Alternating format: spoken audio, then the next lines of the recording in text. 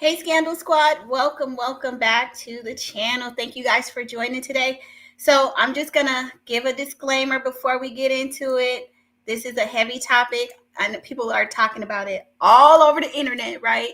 And it's racially charged. And there's somebody lost their life, and so now it's becoming political. It's race based. It's a lot. So if you're triggered by things like this, because generally I'm going to just straight out tell you, I've had a couple people in my family unalive, so I think I'm a little bit biased, and I'll try to be objective.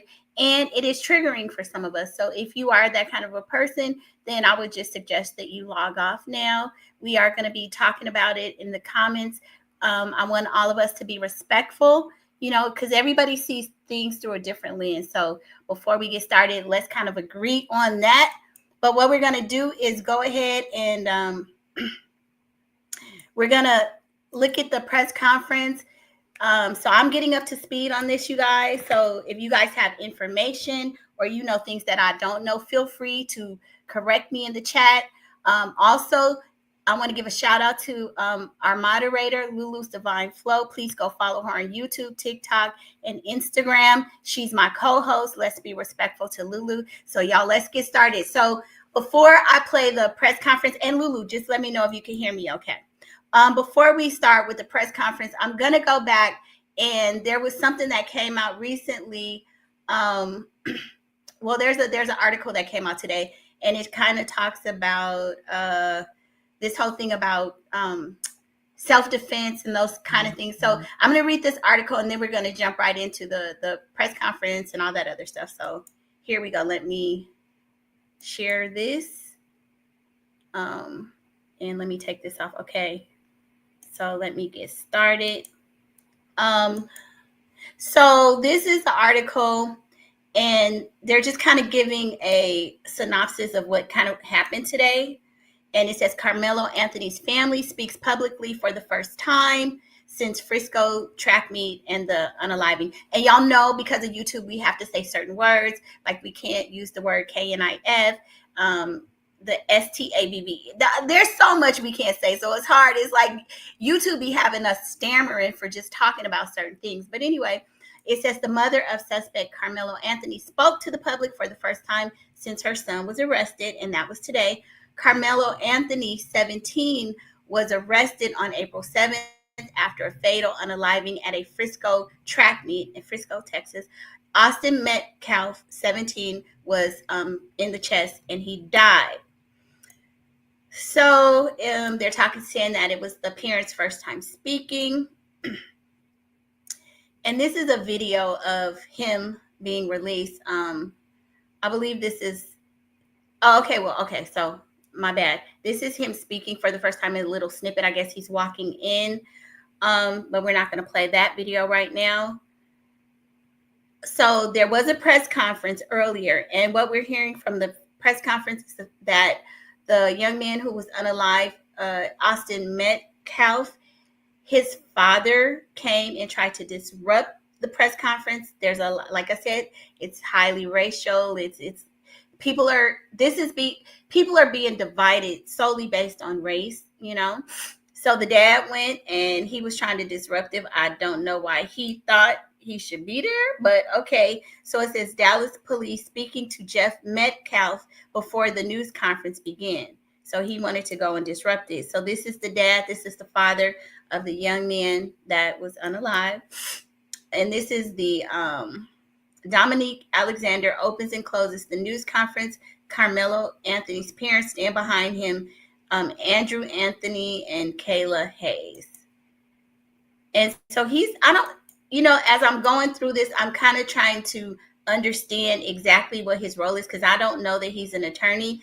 That's another thing that let's discuss this. Apparently, I'm getting up to speed on this. I'm hearing that this guy has had a CD pass. He may have been arrested before previously. So I don't know if that's true, but that's something else that people have been discussing. So it says Austin Metcalf's father was at the news conference, but the Dallas Police Department arrived at 11:40 and asked him to leave. He walked out of the area with them. And I'm glad that they're being fair, because oftentimes, let's just be straight up, the America that we live in, there is still racism, period. And we know if this had happened 20 or 30 years ago, he would have been able to come in and kick over the podium and act a damn fool. I'm just saying, I get how he feels. Trust me. As a parent, you do something to. Hey, Tammy, welcome to the chat. It's good to see you. Welcome. You said, is that no, this is Karmelo Anthony. He's named, I believe, after the basketball star, right? And that's a lot of people were getting this confused. No, he's not. And I get so I'm just going to say, I see this from both angles. I've had two young people in my family unalive, and they were unalive by Black people. So I wouldn't care if it was an alien. Once a person loses their lives in your family, it don't matter. You did some ish you did not have to do. That's all. I don't care. We didn't care. We did not care. And I also understand, as the father, he's like, he's enraged. If you did something to my child, I'm enraged. I also understand if my daughter did some ish like this, I would be just devastated. I'm talking about the parents of Karmelo, but I'm going to stand by my child too.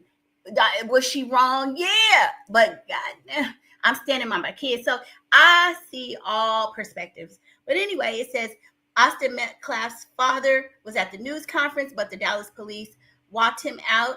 Like I said, I'm glad they did. The news conference was supposed to begin at 11, just before noon, but it got delayed because of all the action, and I don't know if that was his intent. But okay, so here's a video. So let's see if we can play this video. And then this is that. It says at the Next Generation Action Network offices, and this is the location of the person that's the family spokesperson. It's their offices, I'm assuming, or something that I don't know, y'all. I ain't gonna even lie about it. But anyway, this is where they were holding the press conference. They said waiting on the parents of Karmelo Anthony to speak. Father of victim Austin Metcalf showed up to listen to the press conference. Dallas police were called and asked him to leave. Press conference now running 50 minutes behind. So we ain't gonna wait for all of that extra stuff. When I start showing you guys, we're gonna pick up, like right where it starts. So let's look at this video.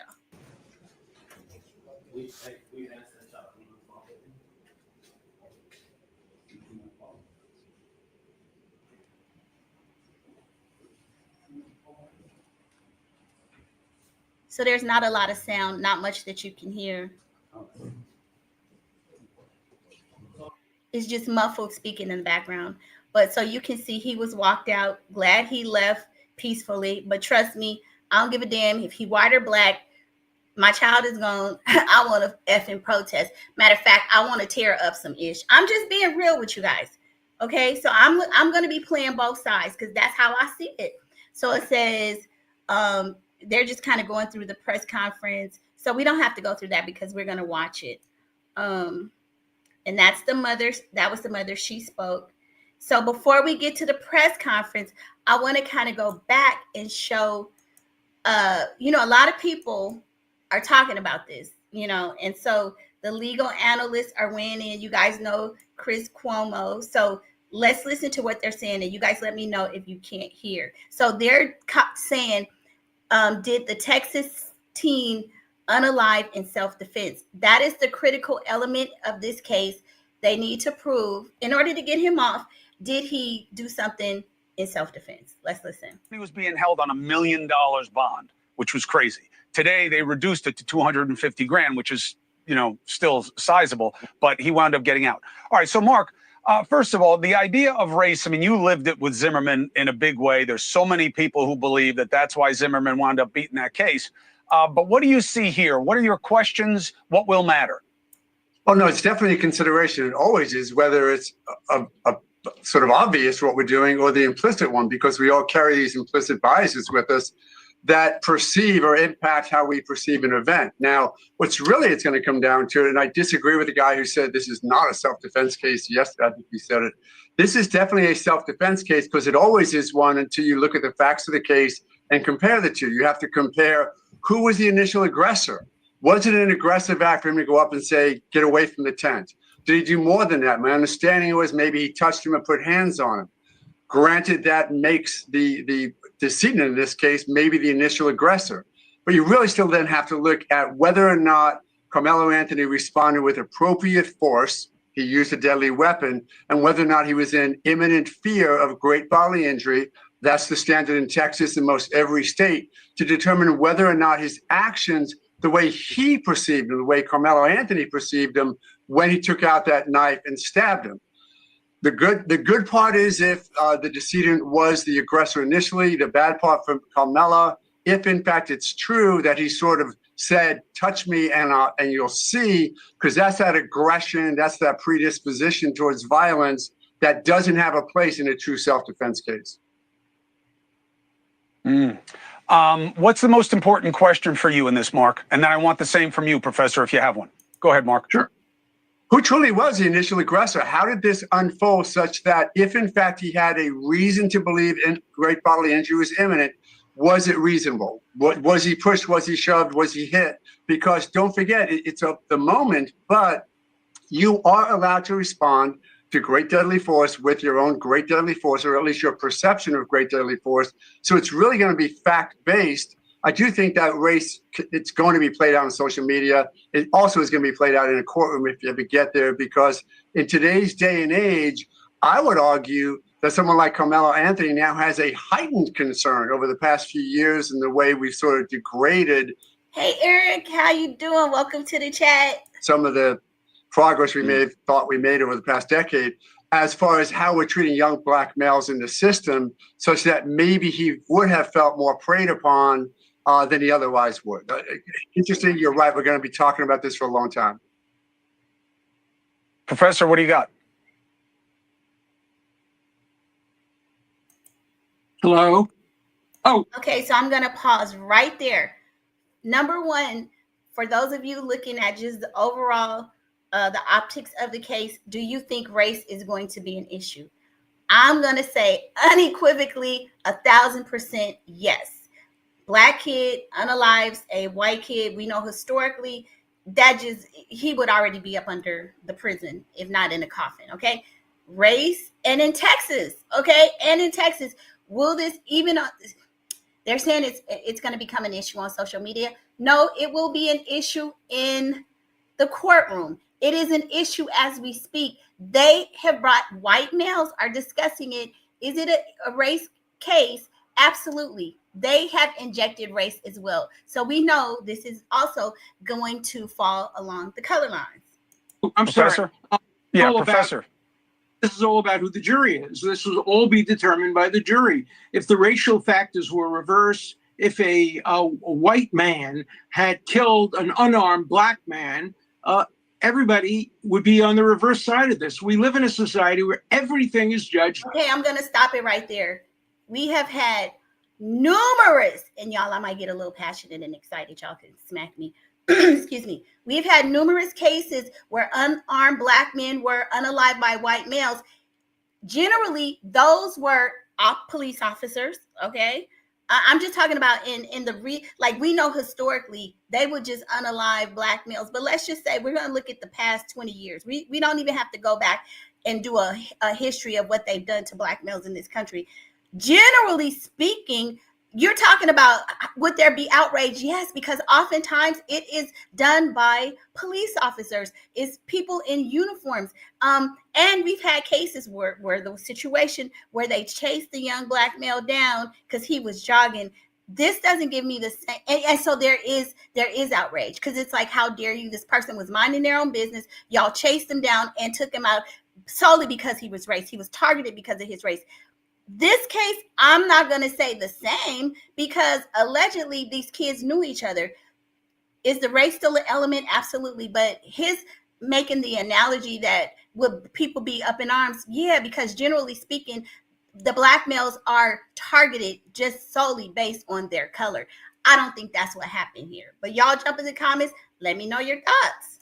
By race, the Bible says to judges and prosecutors, don't recognize people, just do abstract justice. We're way, way, way beyond that. If the racial elements were reversed there, virtually all the people who are calling for him to be acquitted would be calling for him to be convicted, and vice versa. Let's not kid ourselves. We live in a race-conscious society, and jury selection, which, of course, your other guest is so brilliant at and did so well in the Zimmerman case, is determine the outcome of this case, without a doubt.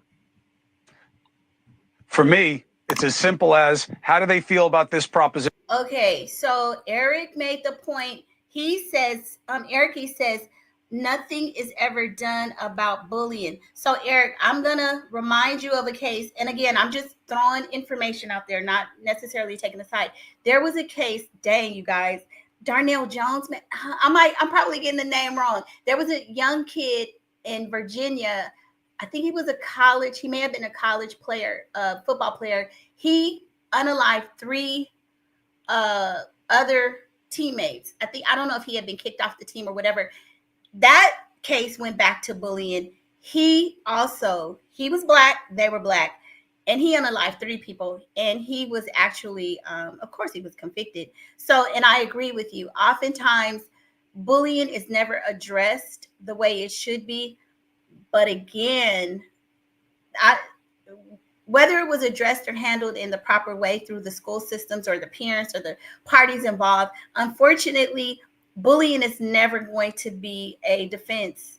I mean, it can paint a picture, but it doesn't absolve you from taking that next action. So I don't know if that's going to be something that's going to be major here. I believe they are going to say that he had been bullying, but I think that the main thing for the sake of the trial is going to boil down to, was it in self-defense in that moment? Because he really, and again, I'm getting up to speed on this case because he went over to their tent and he had a weapon in his back. So we have to figure out the whys, right? Position, bringing a knife to a fist fight. Right. Mark O'Mara, we'll see what happens. Alan Dershowitz, thank you very much. Hey, thanks for watching. Go to joinnn.com to find News Nation on your screen. And don't forget, click the red subscribe button below to get more of News Nation's fact-driven, unbiased coverage.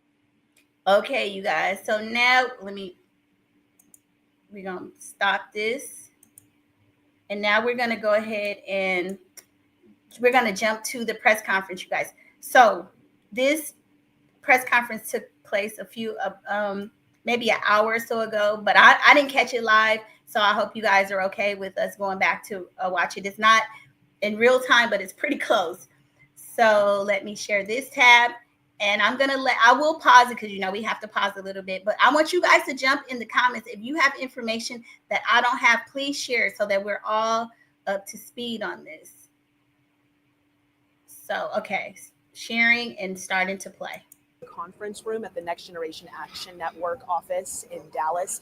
This is the group that has been really advocating for the family of Karmelo Anthony, who was a Frisco ISD student who was accused of stabbing and killing another Frisco ISD student at a track meet earlier this month. This is a case that has been really talked about all over North Texas. It's something that we've seen has gained national attention. And today, for the first time, Anthony's parents are going to address the media. The president of the Next Gen Action Network says that the purpose of this press conference today is for the family to address what he calls a wave of falsehoods. They have been very critical of the way that this case has been discussed. And he says that the family wants to tell their truth. Now, earlier this week on Monday, Anthony was actually released from jail after a judge decided to lower his bond from $1 million to $250,000. I believe we do have some video of Anthony leaving the jail on Monday after his father testified during that bond hearing. So he is at home. He is required to wear an ankle monitor. He has to ask for permission to leave. Here's that video for you now of him leaving that bond hearing on Monday after being held there following this incident. This occurred again at a track meet, a UIL track meet. 2 Frisco ISD students involved here. Karmelo Anthony accused of stabbing and killing another student. Now, according to an affidavit, Anthony told police he admitted to stabbing Austin Metcalf, that is the other student, the student who passed away in this incident. He admitted to stabbing him, but said he did it out of self-defense. So again, this has been something that has spurred so much conversation in our area. This, again, is the first time we're going to hear from his family actually addressing the media. It's unclear what exactly they're going to talk about, if they're going to take any questions. what I'm a little confused about is why he doesn't, like, who's the attorney? Because this guy, he sounds like he's a public representative or the family spokesperson, but where's the attorney? And okay, you guys, also as we watch this, keep in mind, allegedly this guy has kind of a seedy past. Does that matter to you if this guy has previously been convicted or something, or has a criminal past? Does it matter to you that he's representing Karmelo? Y'all just keep that in mind. Let me know what your thoughts are about that. But it is significant that we're expecting to hear from his mother today for the first time. We had heard from his father during that bond hearing, who she says she wants to tell her truth. So we are just standing by for that press conference to begin. It is taking place in Dallas at the Next Gen Action Network office. And this is a group that has really been advocating for this family, raising money for this family, being very vocal on social media for this family, and really garnering support. So we are still standing by for that. It was set to start at 11 o'clock. Looks like the podium is set up. I don't know if we can take another look into that room. The media is ready, and we are just waiting for someone to take the podium there. So we will update you when we have any updates from that press conference.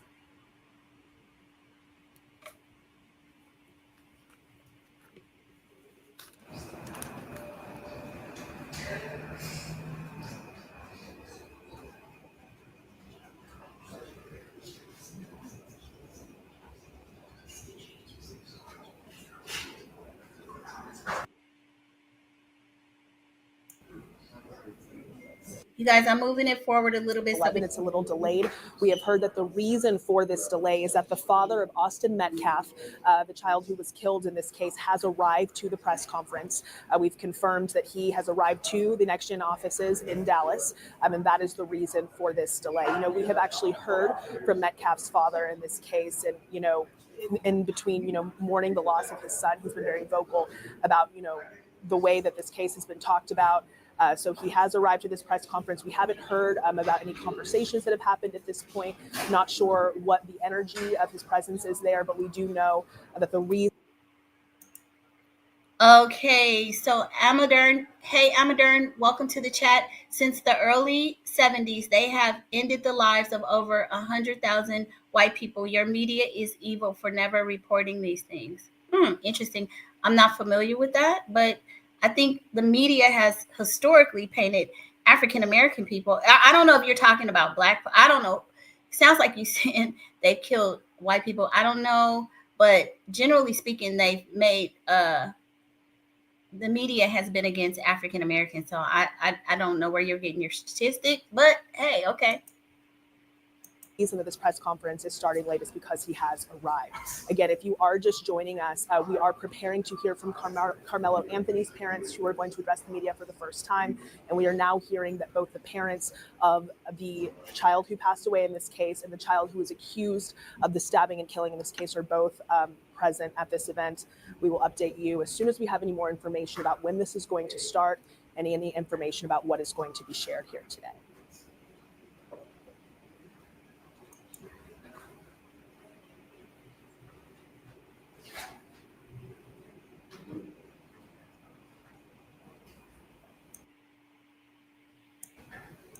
Moving it forward so we can get to the press conference. See his arm in a blue shirt. We are told that that is Austin Metcalf's father. Austin Metcalf is the teenager who was killed at this track meet 2 weeks ago.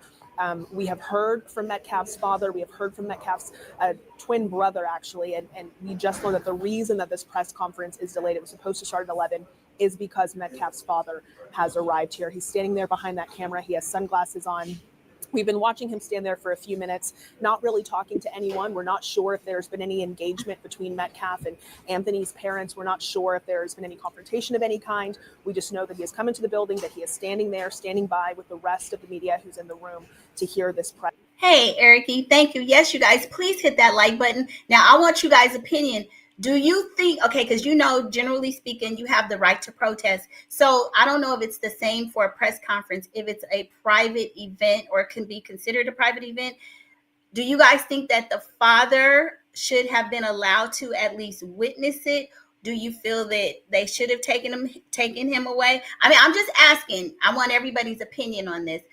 Because now that I'm listening, like, okay, so what was he there for? Was he going to counter what they were saying? Was he there to create chaos? Was he just there in show of representation of his son. I don't know. Press conference.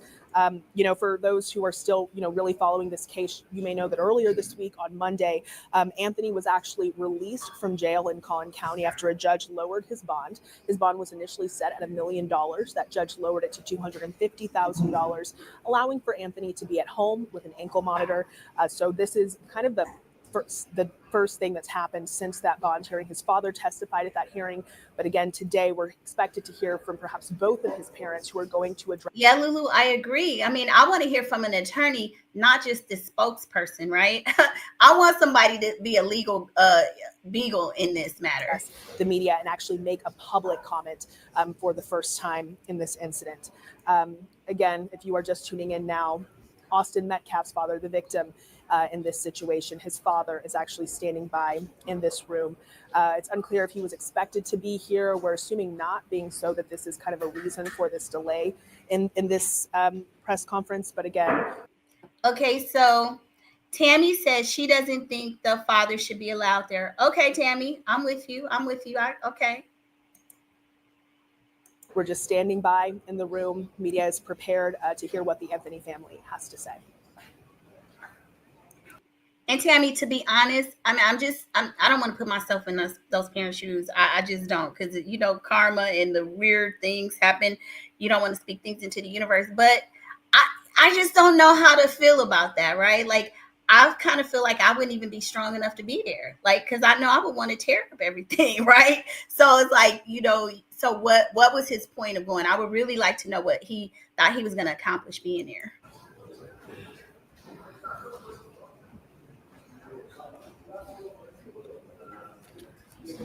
And we do have some new information that just came into our Brenda, ain't nobody said ish slanderous. We are discussing something that was in the public, in the media, and I'm gonna block your ASS.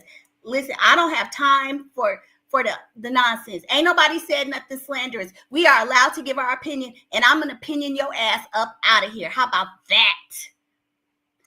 Whew. Child. Y'all not going to start with it. See, I guess this is why a lot of content creators don't even want to talk about this, because people get crazy. We are allowed to give our opinions, express how we feel. Ain't nobody slandered ish. We are discussing what is in the public domain, B. Get your ass up out of here. Whew, sorry. Sorry, you guys. We are having a discussion. And like I said, if you feel, and probably, like I said, if you can't be respectful, get the hell up out of here. I probably need to be the hell up out of here. Slanderous. What are you talking about, slanderous? I don't know if somebody said something in the comments. People are entitled to say what, well, people are allowed to have an opinion. We have not convicted either of these people. We are discussing what is being discussed.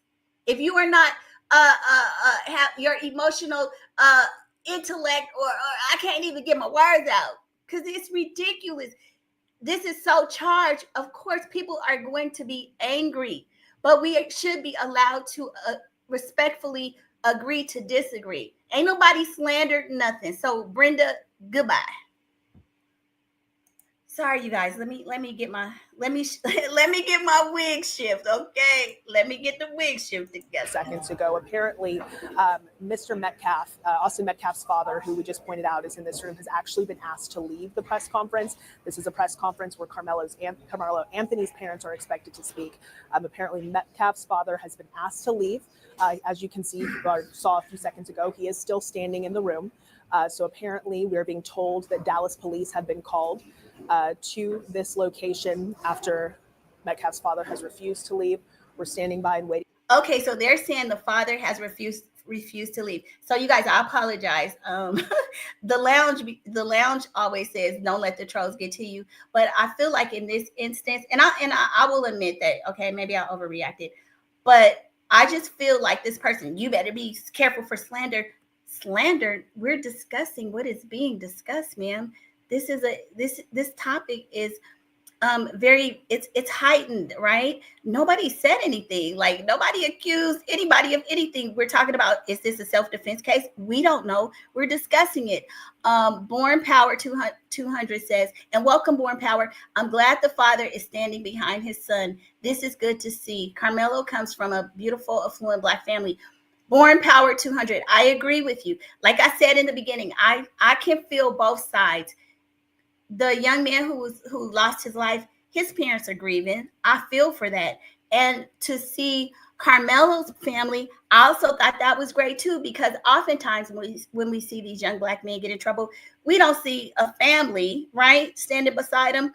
We just generally see maybe a single parent home or something. So when I initially saw the whole family dynamic, I was like, oh, this is neat. I like that. Doesn't mean that he didn't do something wrong. I'm not saying that, but seeing his family stand behind him, I like that. Because like I said, if it was my kid who did something, right or wrong, I'm going to stand behind her, and then still acknowledging that she's wrong, but I'm not going to throw my kid away for something, a mistake that they made. And it's sad. It's unfortunate that a life was lost for both sides,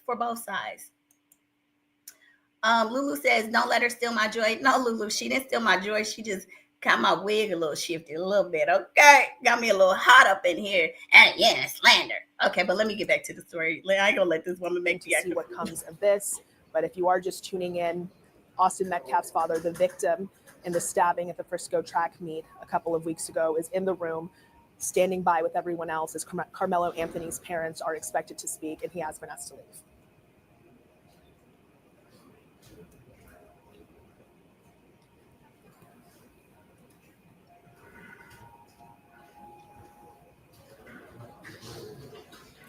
And sorry, you see me nodding here. I'm getting more information. I'm from our producers as we stand by on this. We're trying to get more information on whether or not this is a violation of a court order. Obviously, earlier this week, there was a bond hearing in this case. This case has gotten a lot of attention. It's been very contentious.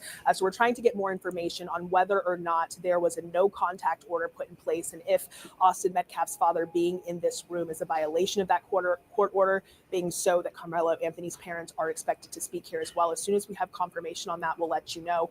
But just to recap this quickly, Austin Metcalf's father is in the room at this press conference that was scheduled and made public, that Karmelo Anthony's parents were going to speak, and he has arrived. He has been asked to leave. He is still standing in the room, and we are being told that Dallas police have been called in this situation. We're going to keep you posted on that and keep standing by as we wait for the press conference to start to see what happens with Mr. Metcalf being in the room. And we'll just leave you here with a look at the room, and we'll update you with new information as we get it.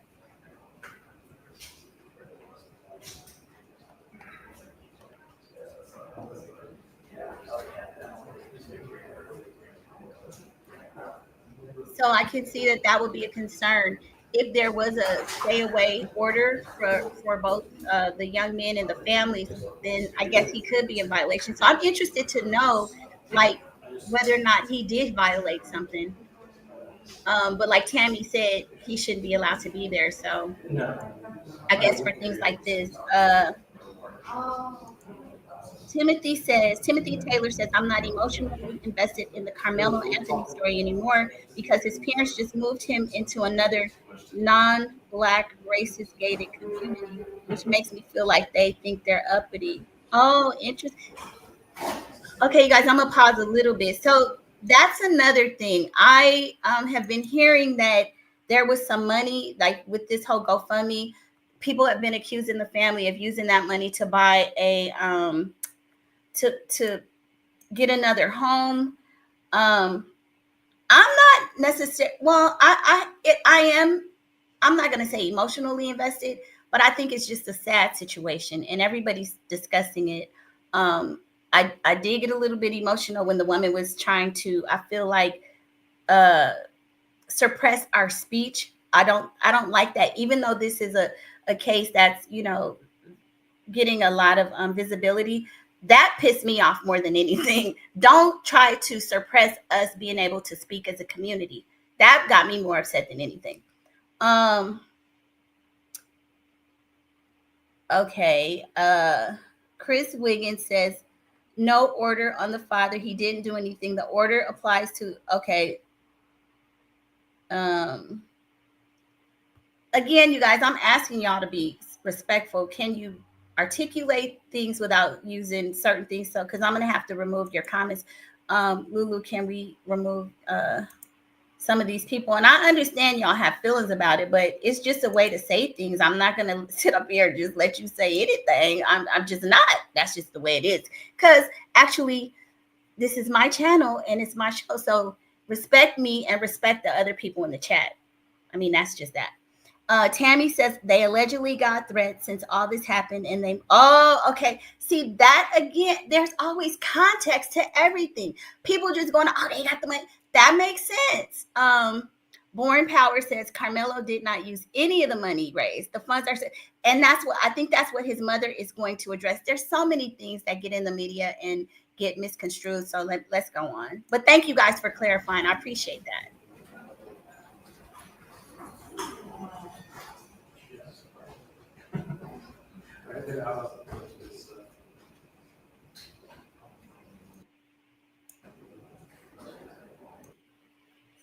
Garnered so much attention, has sparked so much speculation on social media about what started it. You can get a better look on your camera there.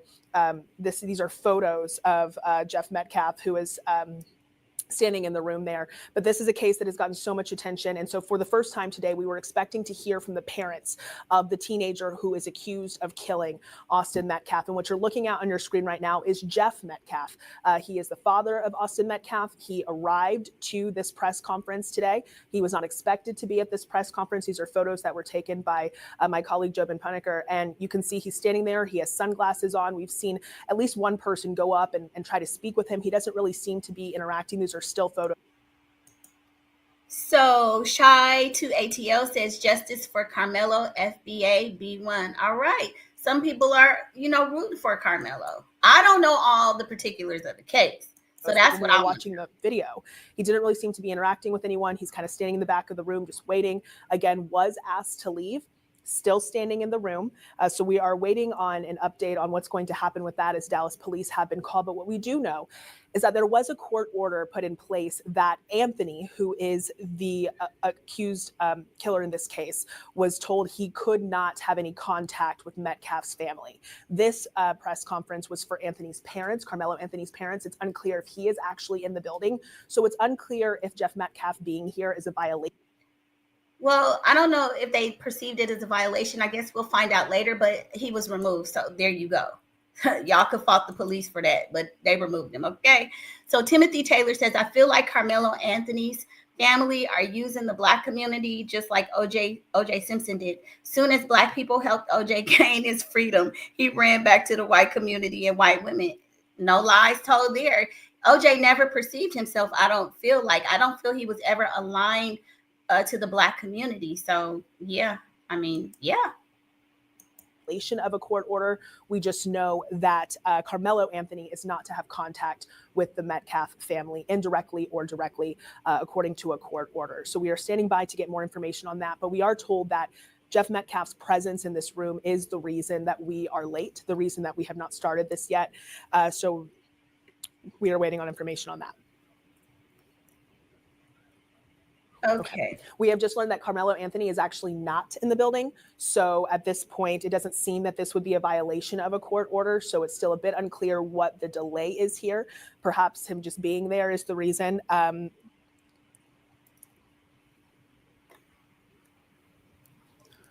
Okay, we just received information that the Next Generation Action Network, which is the advocacy group that is actually hosting this press conference, has said that they will not start this press conference until Jeff Metcalf leaves this office. So okay, so what I'm going to say is it may not have been a court order for him not to be at the press conference. However, if it is private property, they could essentially say that he's trespassing. I mean, y'all, we gotta look at all the angles here, baby.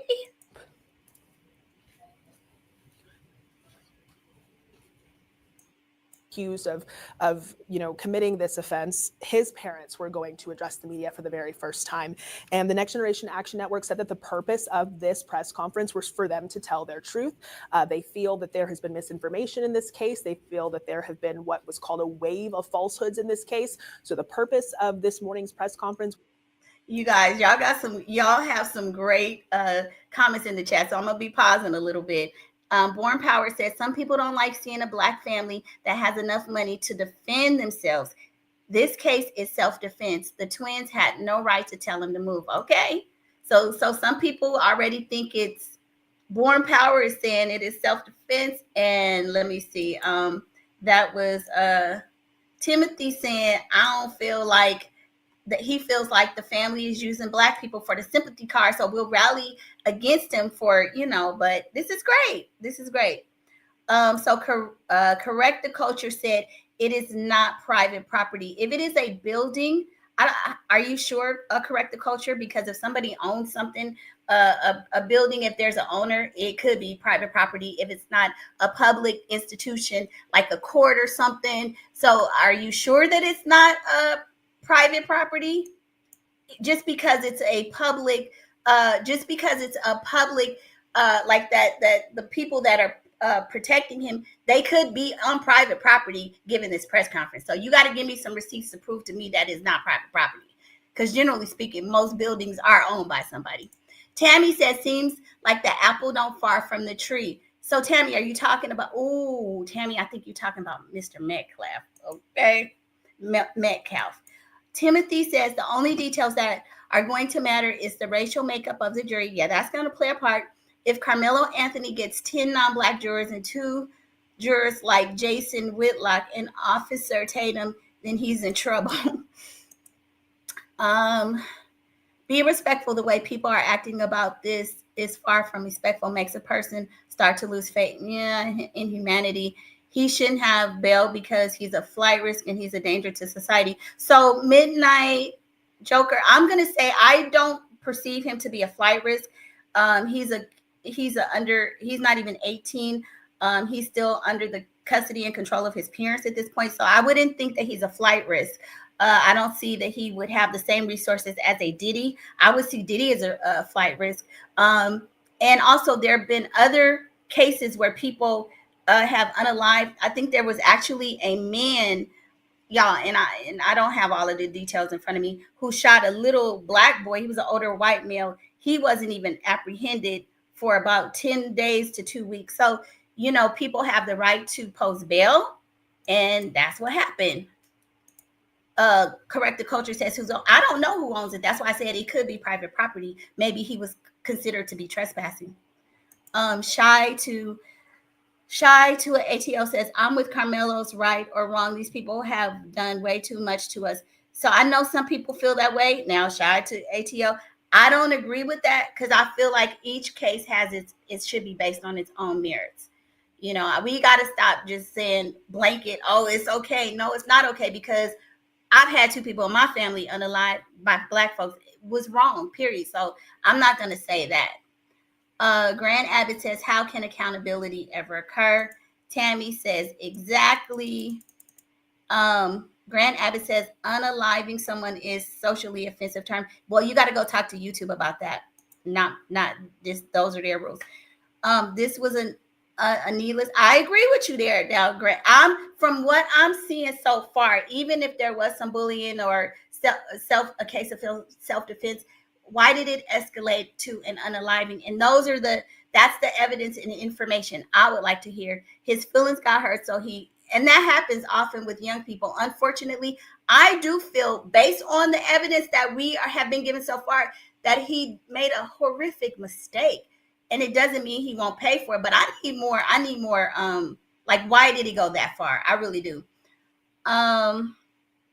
Okay, you guys, I'm gonna play her again. Was for them we can essentially set the record straight from their point of view.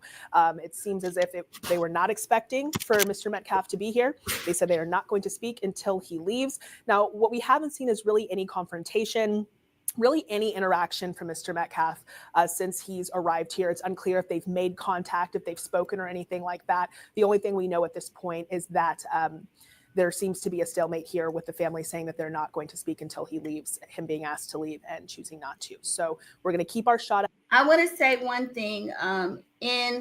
Let me see.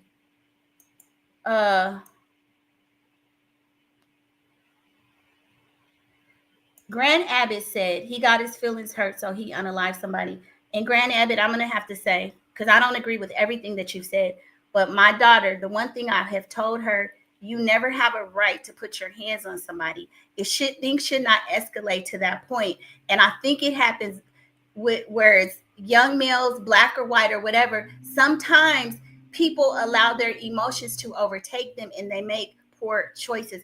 I still don't understand why there was a weapon at the track meet or wherever they were. So I have questions about it. But I also want to know, had they been bullying him? Because that's another thing that's coming out. But I agree in one, we have young people, young folks have to learn how to manage their emotions. The one thing I always feel when people used to say, oh, you disrespected me.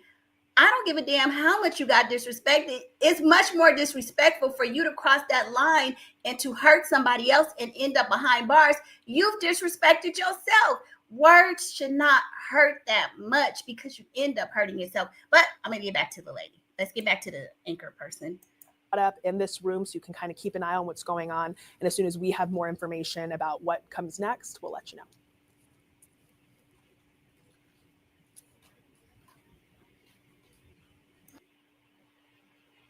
Who was sending these photos. He's been covering this case and he's actually at the Next Gen office with this. So we're standing by for a live update from him. Still waiting. So I'm going to say this, when she says he's at the Next Gen offices, that lets me to believe that the Next Gen offices makes me believe that a VP or a person at the Next Gen offices did not want him there and had the ability and the authority to ask him to leave. That's what it sounds like to me. That's a place of employment or something. You go to McDonald's acting the fool and you don't do what they say, you're trespassing, they can ask you to leave. So whoever said for this press conference to happen, and the reason for this delay is because Austin Metcalf's father is here, Jeff Metcalf. As you know, Karmelo Anthony was arrested, charged with murder in the death of Austin Metcalf. Police say Metcalf was stabbed with a knife at a track meet in Frisco. You see there a picture of Jeff Metcalf. He is on his phone. Had a chance to talk with somebody there with Next Generation Action Network. They tell us they've asked Jeff Metcalf to leave. He said no. They said they were going to call DPD.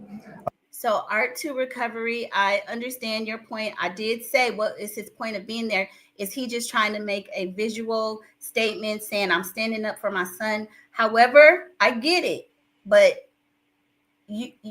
people sometimes don't realize that you don't have the right to do whatever you want as well. So, and I understand he could be standing up for his son and he's just feeling like, I want to be there to represent and show that, that I want y'all to see me. I get it. But unfortunately, fortunately, you ain't supposed to be there. So they did make him leave. I mean, that's what that is. To remedy this situation, have Jeff Metcalf leave, because there's, according to Next Generation, they are not going to have both families here in the same location at the same time. They said there's a court order that says that. We've been looking through some of our documents. I don't think there's anything that says that per se. Now there is some language that says Karmelo Anthony cannot have any connection with the Metcalf family in any way. So we're still trying to figure out what's going on here. Still a very fluid situation. Again, a delay here.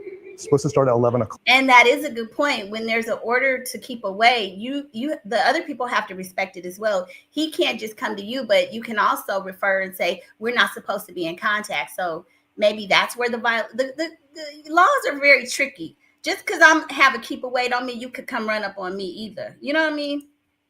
And I'm not saying it. I'm just, Clock.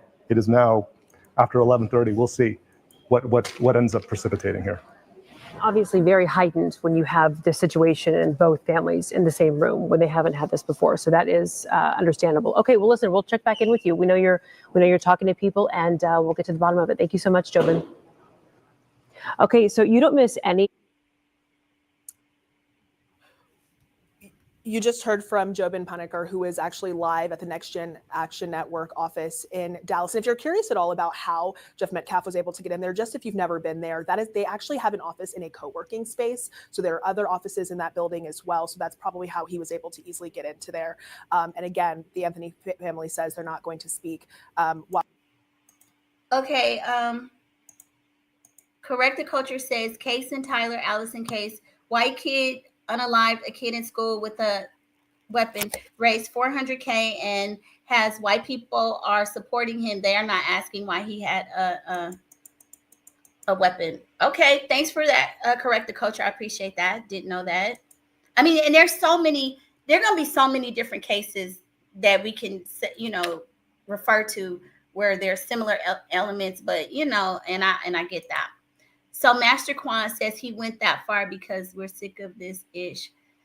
And I know a lot of young people feel that way too. I mean, I get it. Born Power says, how is he a danger to society when he has a clean record? He's never been in trouble before this case. Those twins are bullies and met their fate. Stop bullying and keep your hands to yourself. Yeah, but the problem, Born Power, is that look at he's now facing. I get what you're saying, but unfortunately, when you take matters into your hands like this, if it should have been the adults assisting him if there was a situation of bullying, because now he's the person whose fate is in the hands of the court, right? So that's why I tell young people, don't let people get you off your square, because in the long run, you're gonna be the one it's gonna be all bad for you, period. While he's there, Next Generation says they don't want both families in the same place. Now, earlier this week on Monday, there was a bond hearing held, and that's where a judge actually lowered Anthony's bond. Okay, you guys, I may have overtalked it, but it sounds like she said something about they didn't want both families in the same place, and that's fair. So let's listen. Here. Obviously very heightened when you have this situation and both families in the same room when they haven't had this before. So that is understandable. Okay, well, listen, we'll check back in with you. We know you're talking to people, and we'll get to the bottom of it. Thank you so much, Jobin. Okay, so you don't miss any. You just heard from Jobin Paniker, who is actually live at the Next Gen Action Network office in Dallas. And if you're curious at all about how Jeff Metcalf was able to get in there, just if you've never been there, that is, they actually have an office in a co-working space. So there are other offices in that building as well. So that's probably how he was able to easily get into there. And again, the Anthony family says they're not going to speak while he's there. Next Generation says they don't want both families in the same place. Now, earlier this week on Monday, there was a bond hearing held, and that's where. So there you had it. Next Generation made the decision and they wanted him gone. That's their workspace or their company, so they were able to make the executive decision to have him leave. A judge actually lowered Anthony's bond from $1 million to $250,000. We actually went to some in-depth conversation in a special that we produced just on this issue to help walk you through this with some of our reporters who have actually been covering this extensively. And I want to give you a look at that while we wait for an update in this situation.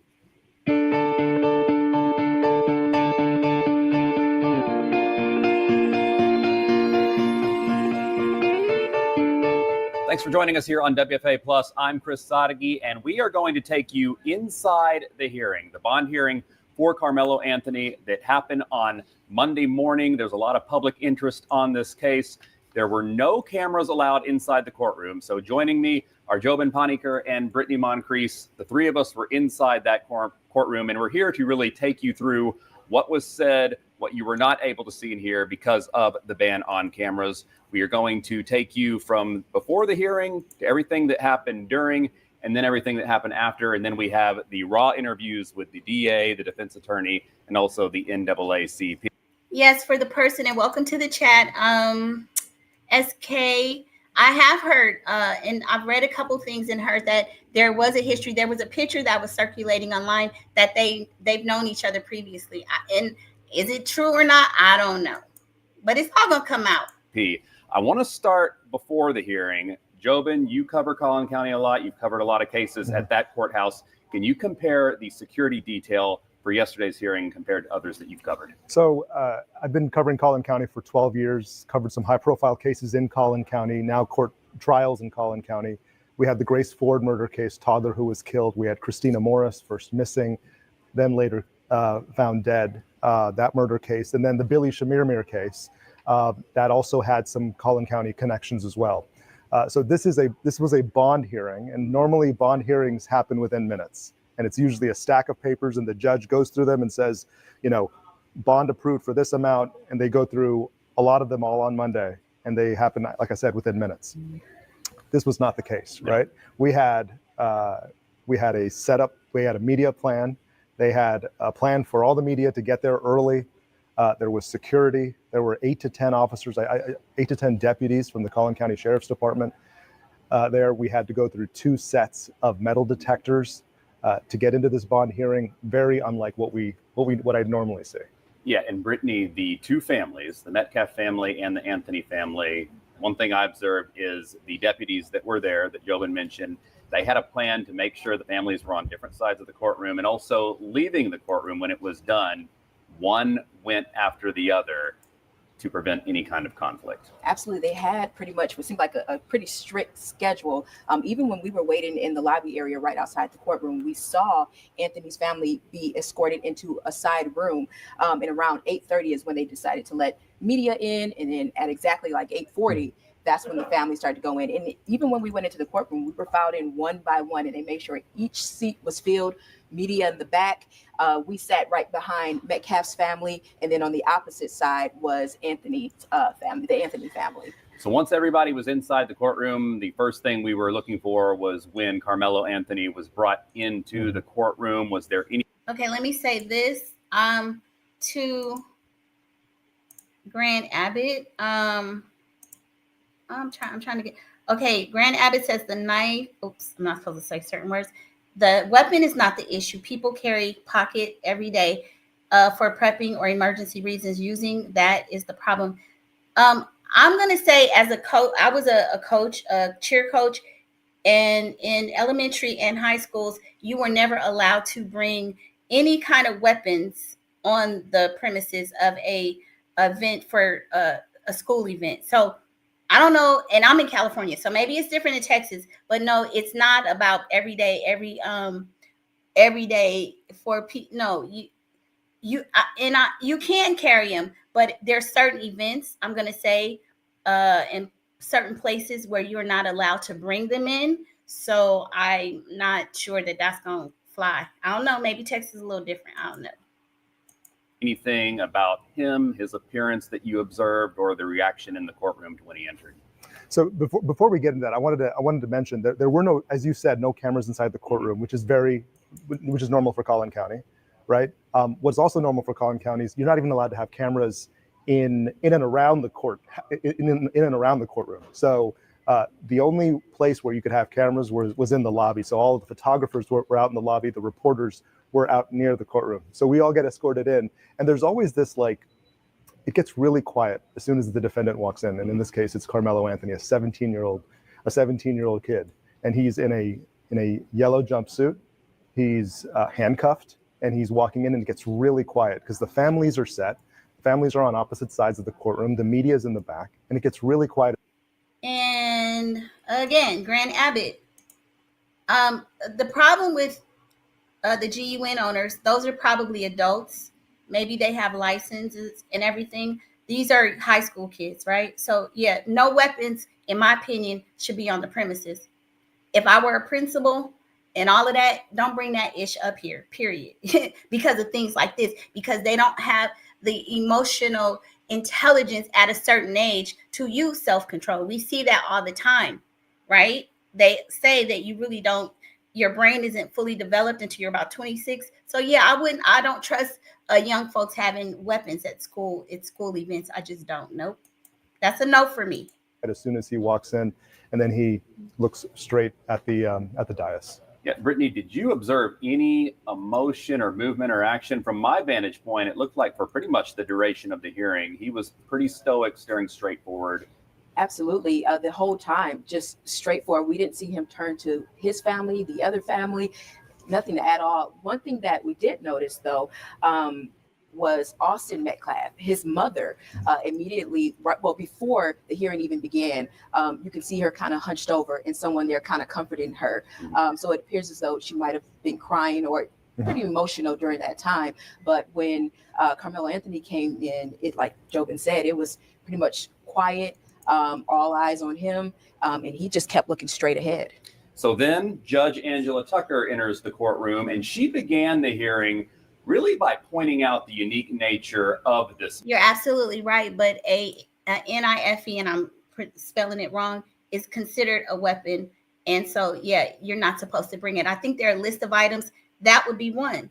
you can use a pencil and do something. But if you use it in self-defense or you turn it into something else, then the debate will be why you used it in that form, the method that it's not meant for. But that generally can be used as a weapon. So yeah, it would be banned on most school premises, I think. I'm thinking in Texas too. Bond hearing, some of the things we've talked about, the public interest, some not so great things that the general public is doing, the impact they're having on this hearing. Jobin, her pregame speech, if you want to call it that, was very interesting. And also that's something from my experience covering courts that you don't always get from a judge being that upfront, that right. I'm gonna tell y'all, and I'm like, hey, I'm in California. Again, I was a coach. You cannot bring any kind of utility, nothing on the campuses at my daughter went to Catholic school. You can't bring that. Nothing. If you're gonna do something, it better be a pen or a pencil. If it's considered, they even have some things that you can't even get on a plane with. If they detect that you got that one, can't take it to an airplane. So we could debate all day whether it's legal to carry. Yeah, it can be, but you can't transport some things, and you can't take them to events where there are minors, especially minors.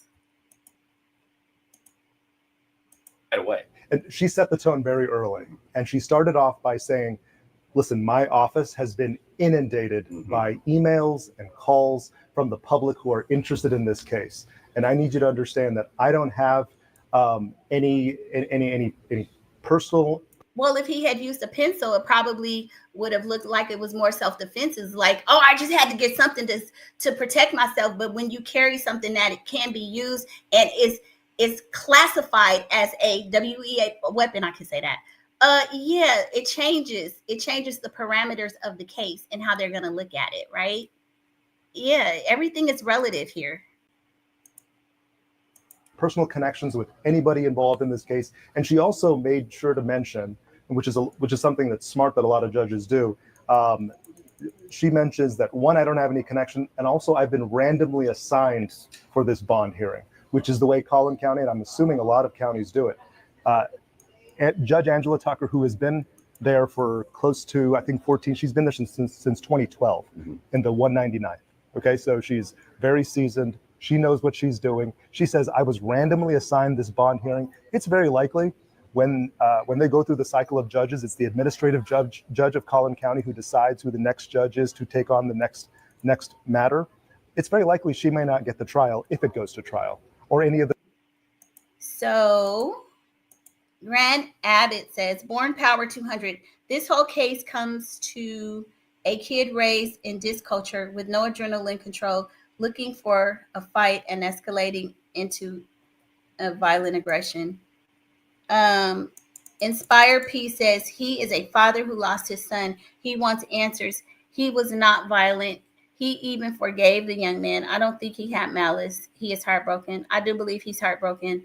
But him showing up to the event, again, as I asked, was it just as a show of I'm standing for my son? And he's probably not going to get a lot of answers at a press conference. The answers are probably going to come more in a discovery phase of, the trial or before the trial. Tammy says, bottom line is that these white twins felt entitled to escort this black boy away from a place they didn't want him. It's the same story, different black boy, period. Art to Recovery says, SK, I would like to know more. I was a teenage boy at a time and I understood how things can go. I grew up in foster care in ATL in the 90s. Okay, I'm gonna get back. I want us to get to this press conference. The pretrial stuff that happens. So she made it very upfront that I was randomly assigned this bond. We don't really care about that. Okay. The gentleman that you just saw there on your screen at the podium is Dominique Alexander. He is the president of the Next Generation Action Network. This is the advocacy group that is actually hosting a press conference for the parents of Karmelo Anthony. They've been releasing statements for the family. We get started so we can put some house rules together. If we can swing over here. Okay, so this is the spokesperson, not the attorney. So, okay, now it's about to get spicy, y'all. And swing across the wall. We have security. that are here in the building. We have a blended of Dallas Police Department and security for the Next Generation Action Network. Let me make this very clear because I say this unapologetically. The Next Generation Action Network has never played with the safety and security of anything. We don't play those type of games, all right? We like to, whenever we're doing a protest or anything, everybody in the media know we don't play when it comes to safety and security. So we're gonna ask one time for it and ask you to slide over just one time. We're not gonna ask anybody something twice, okay? I will make sure that the safety of this family is ensured. It won't happen on my watch. I just want you to know so that you can quote it. If we have to ask more than once, just know that's coming at the direction of me. You can quote me on that, all right?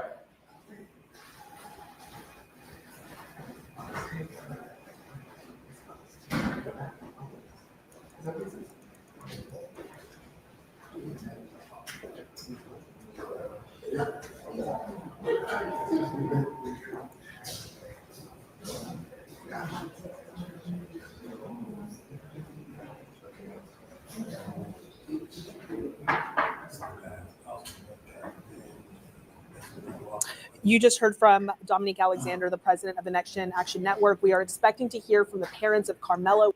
No, we can't stop bringing up the past because as the past is a great predictor of the future.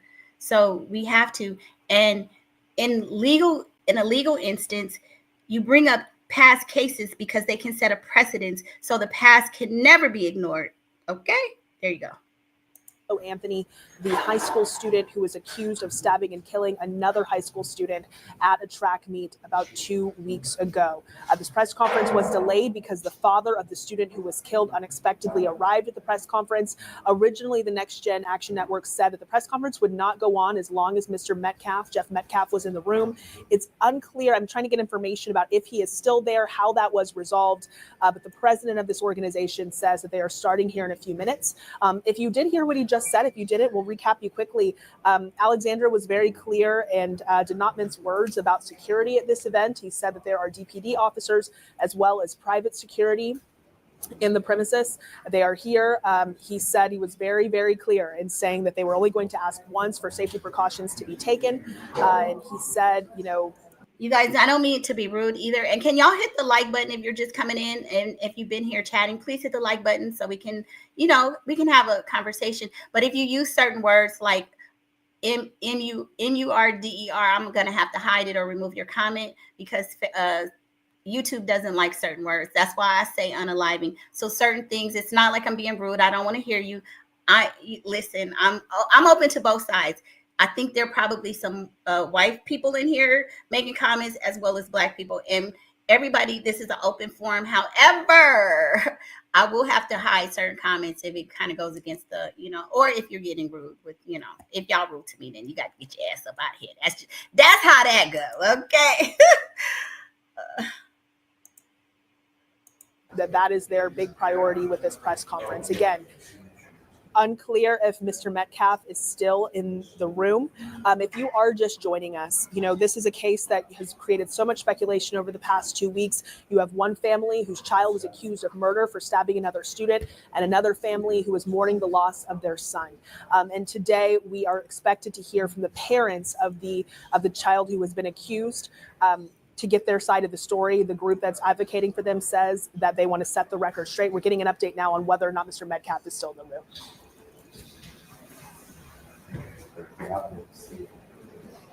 So we've just learned that Mr. Metcalf, Jeff Metcalf, the father of Austin Metcalf, the teen who was killed, has left the premises. I mentioned to you a few moments ago, the Next Gen Action Network's office is actually inside of a co-working space. The owner of that co-working space asked Mr. Metcalf to leave, saying that he was trespassing, and we are told that Mr. Metcalf has left. Dominique Alexander, the president of the... Now, for the person who was debating me about it, the owner of the space said he was trespassing, which is what I said earlier. If it wasn't because of an order, trespassing. So are you satisfied now? Trespassing. You got to go. I'm not against the man, but you got to go. the organization hosting this press conference says they are expected to start in a few minutes. No word yet on any interaction that happened between Metcalf and the Anthony family, between Next Gen and Generation Action Network. We are told that a representative did ask him to leave initially, and he said no. But we are, again, being told that the owner of this space said that he was trespassing and asked him to leave.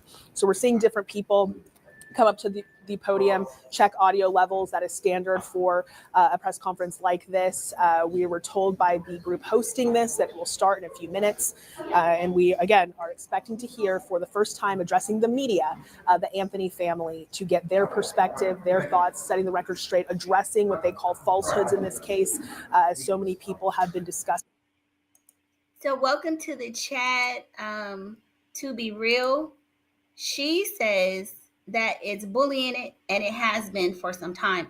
So I've heard that as well. I don't have any proof of that. People have been saying it online. So let's get the proof, but I've heard that too. So thank you for saying that.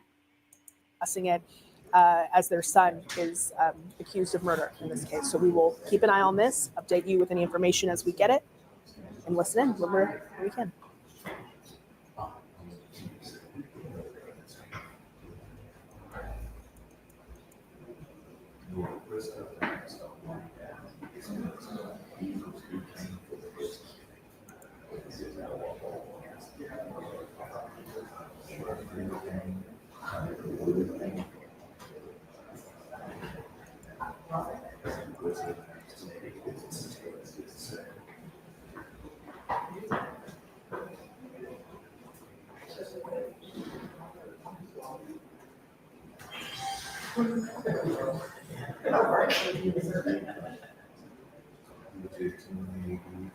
My dad used to say, you don't bring a GUN to a fist fight. So that's kind of, Devin, kind of what you're saying.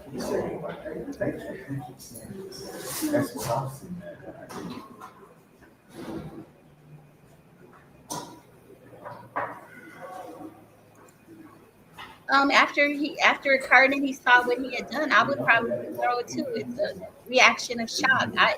Did he intend to do it?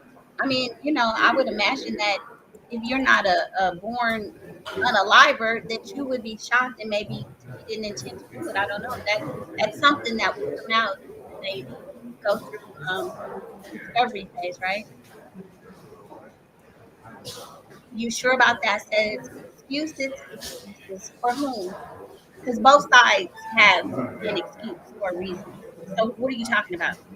Metcalf family says it was unprovoked. Carmelo's family says it was. So who got the excuse? I see two families both trying to defend what happened, right? So I don't know who you're talking about.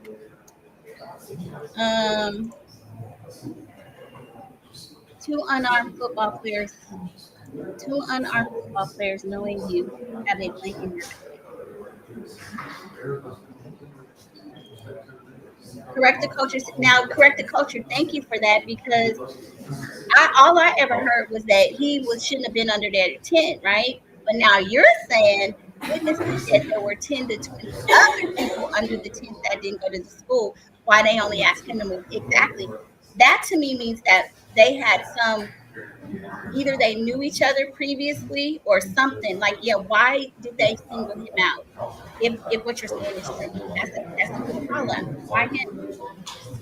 So was there some kind of a pre-existing relationship? All right, guys and girls, about a minute. Sorry for the wait, I like the drama, right?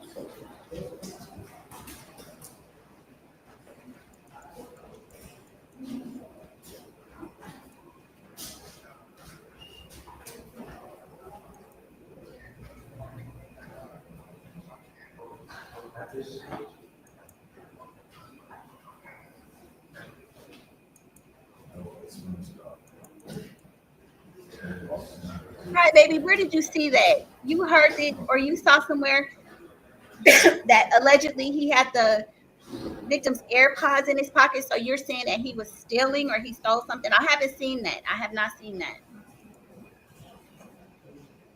To be real, that's what I preach. Leave people the F alone. Just stop. No F with people. Stop. This is unfortunately, this is what happened. You never know how people are going to react.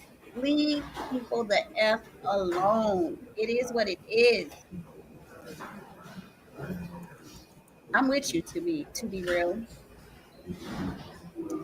Daniel Penny was protecting a train of people when he was shouting and threatening to unalive people through the train. Oh, okay, so you're going back to somebody who made the earlier statement. Okay. Um,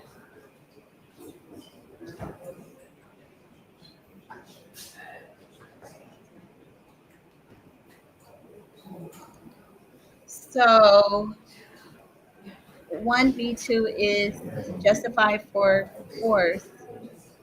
Even if he didn't have a flank, he had a right to use any weapon he could find to lead to the same fate. If it was in self-defense, yes, but if you bring a weapon, they're going to ask if it was premeditated. So that kind of convolutes the case. It makes it a little bit more harder for them to defend because they're going to want to. Test 1 2. Mic check. Mic check. Test 1 2. Thank you.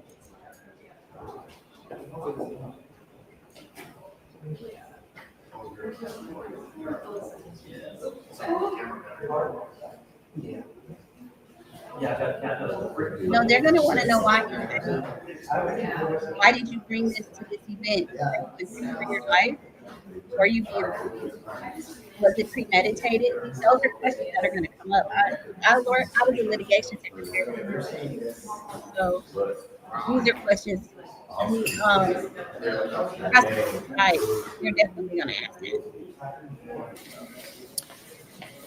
If you take a look at your screen now, what you are looking at is video of Jeff Metcalf being escorted out of the co-working space where the Next Gen Action Network's office is. So they're escorting the other thing is that Jeff Metcalf, the gentleman who was wearing the sunglasses. Let me ask this question because this is going to come up too. Again, remember, these are both sides. You're going to have jurors, you're going to have attorneys.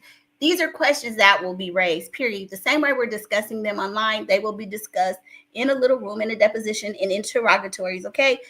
If he was being bullied, why did he go over there with the two twins? That would be a question that I would ask. And if I were a juror, I would want to know if you were scared, go sit somewhere. I mean, I'm just saying, like, that don't make sense to me. So anyway, let me try to get to this. I got to get to this press conference. That is the father of Austin Metcalf, who was the teenager who was stabbed and killed in trafficking 2 weeks ago. He is being asked to be escorted out of a press conference that is being held where the parents of the child who is accused of killing Metcalf's child are expected to speak. You could see that. Testing. We all good? We all good? Okay. All righty. Okay, you guys, because I am playing somebody else's video, I will have to pause. But for the most part, I'll try to put all of the comments up on the screen as we listen to him.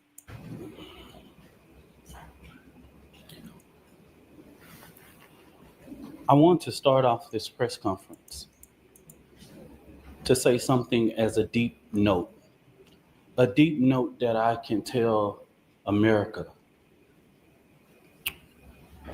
What we've seen at the beginning of this press conference, the father being at this press conference, these are my words, don't quote anybody, is a disrespect to the dignity of his son. Next Generation Action Network from the beginning has respected the loss of life. No matter our opinion of it, we have kept our opinion close. We have not attacked. We have not shared the information that was shared with us about Austin Metcalf because we respect the dignity of life and loss. And as a minister, I would not attack a grieving family, even if I disagree with them. When I have stood before this podium for people who have died at the hands of law enforcement, I have asked for that same manner of respect. And even when the shoe is on the other foot, I will not do that. And all I'm going to say, so it don't be asked later, is that was disrespectful and just shows you all the character who is not invited. He knows that it's inappropriate to be near this family, but he did it. And so I say to people, actions speak louder than words. Okay? What he has failed into is the political operatives that want to make this thing a political thing of hate, yet bigotry, and yet racism. We have conservative operatives that have been posting nonstop about this case. It is outright disrespectful. We haven't been doing it. The Next Generation Action Network has been here, popular and unpopular.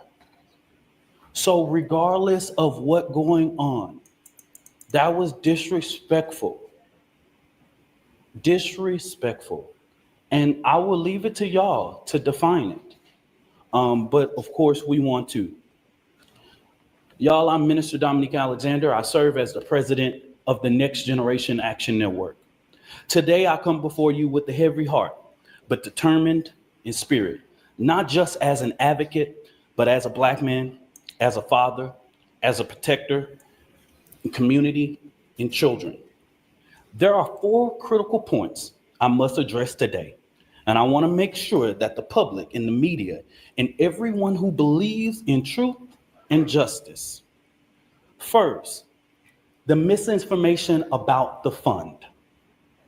From the very beginning, there was an intentional disinformation surrounding the fund created in the support of the Anthony family.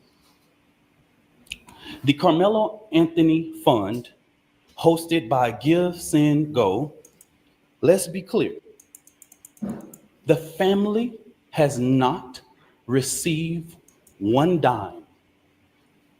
Any of the media could have verified this, but we saw on Twitter, we saw on Facebook, and so many different things of the false, lavish life of this family. $800,000 home, purchase Escalade, and private security. Let me make this very clear. The Next Generation Action Network has always had its security detail. Many of you that know us in the Dallas and Fort Worth media know that we have our own security detail. One of the individuals that escorted Karmelo Anthony out of jail is here present with us now. They are a part of the Next Generation Action Network security team. You guys don't have to pause, so I'm just going to pause and respond to this comment. So Nightman Sexy Hand says Karmelo was considered very feminine and weak. Many people are suggesting that he was in the middle of transitioning his gender. That right there, if they make those cases or if they bring that into it, they're definitely going to say bullying, teasing. They're going to say that because that it could have been a not an issue of race, but that he was targeted because he could have possibly before his gender or his preference. Yeah, so Nightman Sexy Hands, you are making a case in support of Karmelo. Because if you're saying he was feminine, he was weak, then he may have been, you see what I'm saying? It's crazy. the family hasn't hired any private contractors or whatever, or splurged or whatever. But if they have the audacity to spend money for their safety and security, that's their prerogative. The family has not withdrawn, and just until recently, just yesterday, they were officially notified by Give, Send, Go that they could start the withdrawal process. But if anybody know about this process, they know. Hey, Toad French, thank you for joining. Yes, the touch me and see what happens. That's not good for Karmelo. The legal analysts are saying that if he kind of baited them to do something, then the self-defense argument kind of falls flat. So we have to see if that was said. Hopefully, witnesses will be able to say he did or didn't. I don't know.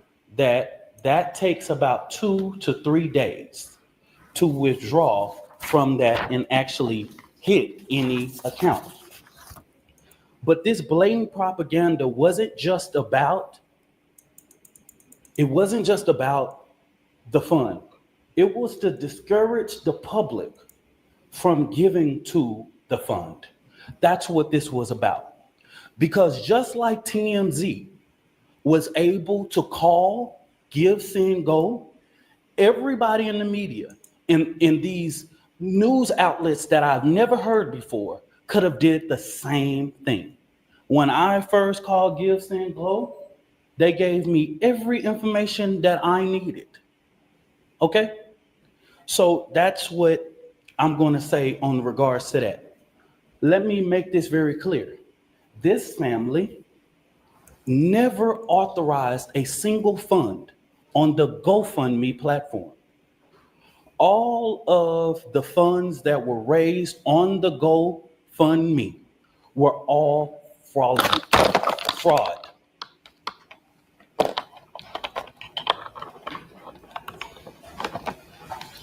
You gotta help me. Yeah, I got you.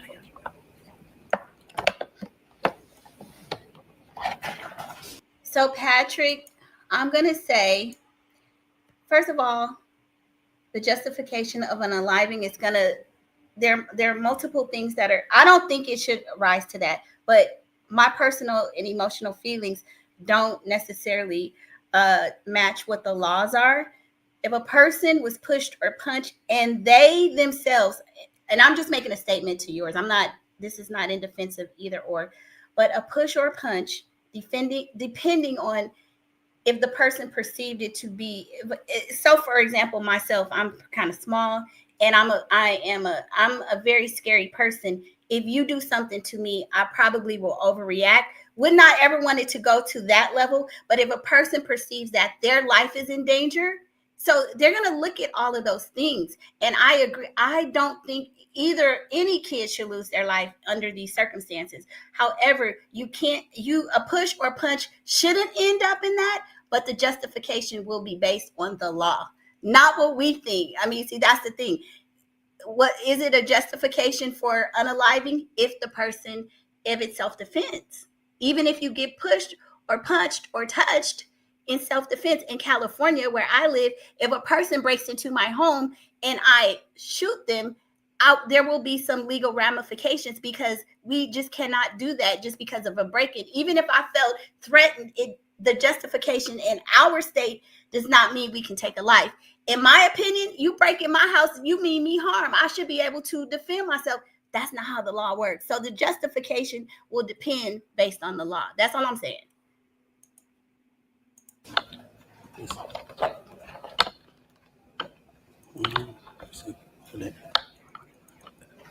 All of the funds that was raised on that platform were fraud, okay? The family was the first to report these funds. One of the funds we identified raised up to 11,000. So a post about anything that stated that GoFundMe took everything down regarding Karmelo Anthony, that was at the request of the family in their supporters. This family never tried to create an account on GoFundMe. The Next Generation Action Network is very well aware of the company's policy regarding raising funds for legal defense. Okay? Since this tragedy unfolded, the Anthony family has been subject to unimaginable amount of hate, racism, threats to their safety. People have sat outside their house, sent objects delivered to their door, publicly harassed, online and in person. This is not just about Karmelo. It's about the family who dared to stand and demand justice in a return and receive ugliness that racism in this country still breeds. But let me say this loud and clear. We are not scared. We are not moving. We will not be silent. What I've always said as the president of the Next Generation Action Network, we will never ask the oppressor for permission to liberate our people. We will not ask for permission to stand up for the rights of our children. The Next Generation Action Network has stood on both sides of the fence in ensuring that justice is served. Now, getting to the information that the Next Generation Action Network wanted to share with the public today. And I will go ahead and pass it over to the mother and once I make this statement, okay? All right. There's two more final. For the last week and a half, the Next Generation Action Network has engaged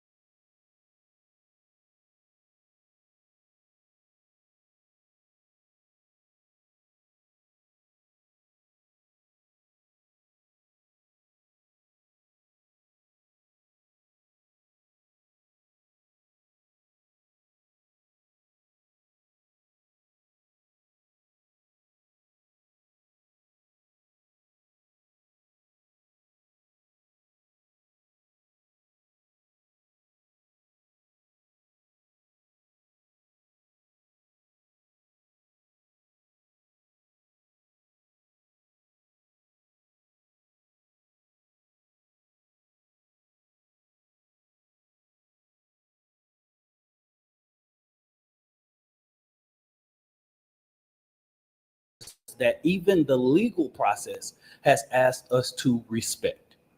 And we're asking you to do that same thing. You do not have to get involved in this situation.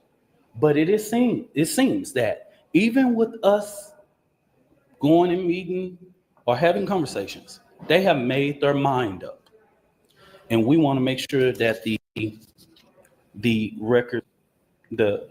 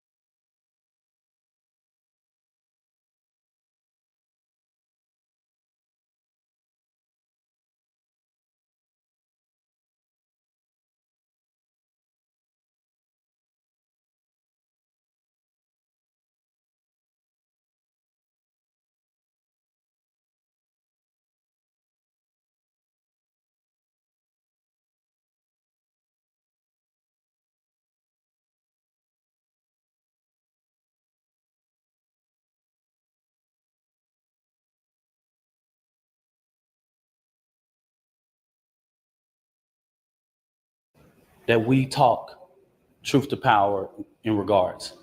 I wanted to lay this out to ensure, because of the sensitivity of this case, there are so many moving factors that I have to explain so that this family does not have to explain.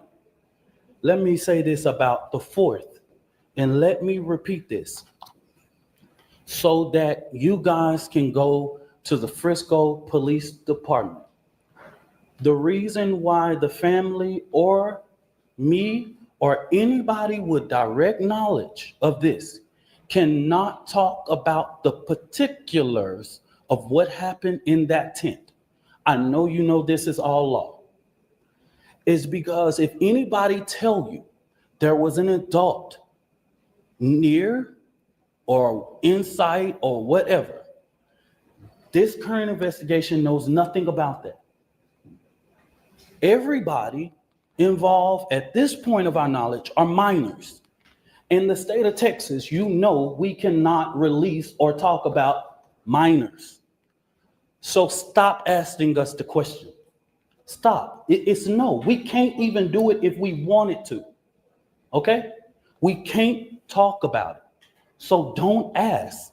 There is a court of law that will express everything, will lay out everything. We can't talk about it if we wanted to.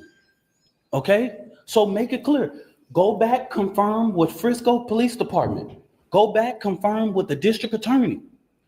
Even in the bond hearing, you didn't see a single thing said about people that was indirect. They're minors. Okay? So stop. The social media, stop. I haven't saw not one person single-handedly get this right in the public. They're minors, y'all. Just stop. We can't.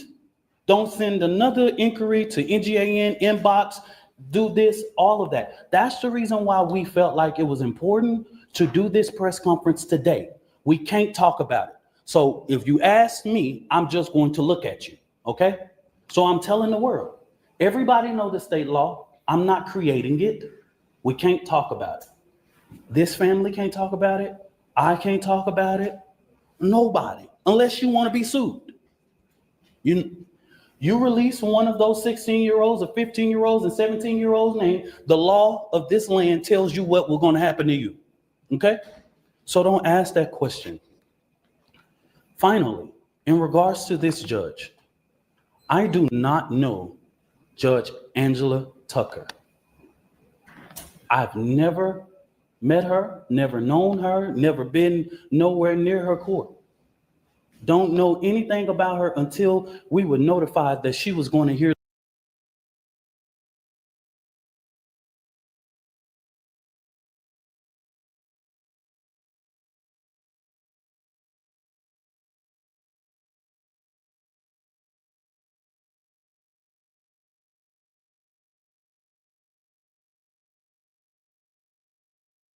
the writ.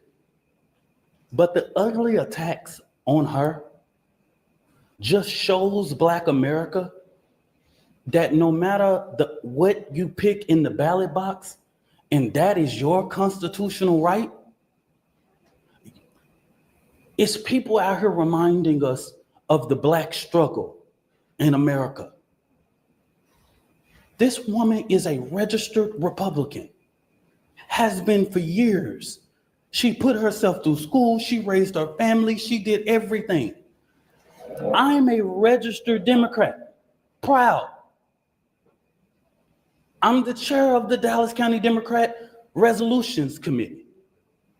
I don't know that woman. And to call her leftist is just downright, the bond that was given is according to law and consistency with practice. If Aaron Dean can get a $300,000 bond,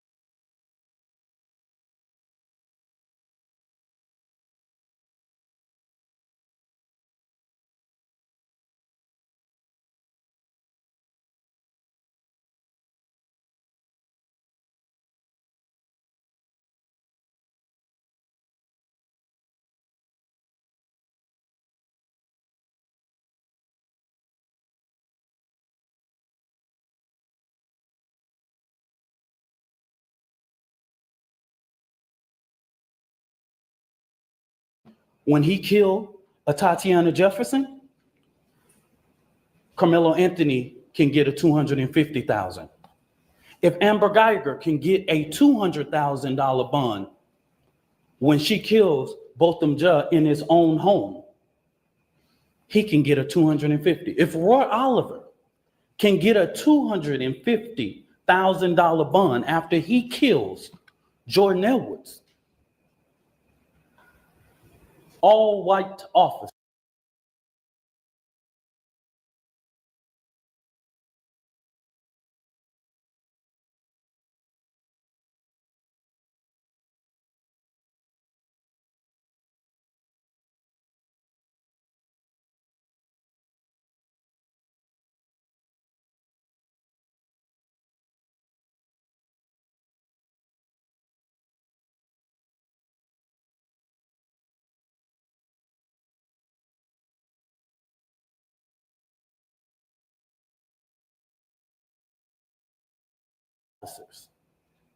why couldn't Karmelo Anthony be entitled, a child with no background, no criminal background, no endangerment to the community, none whatsoever, be placed on a ELM and brought home? Please help me understand. Make this make sense.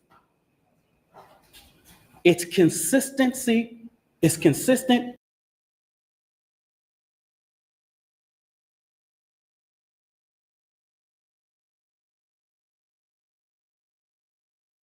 with practice. After this, y'all, so that we'll know, this will be our final press conference until this trial. We will not speak to the media again after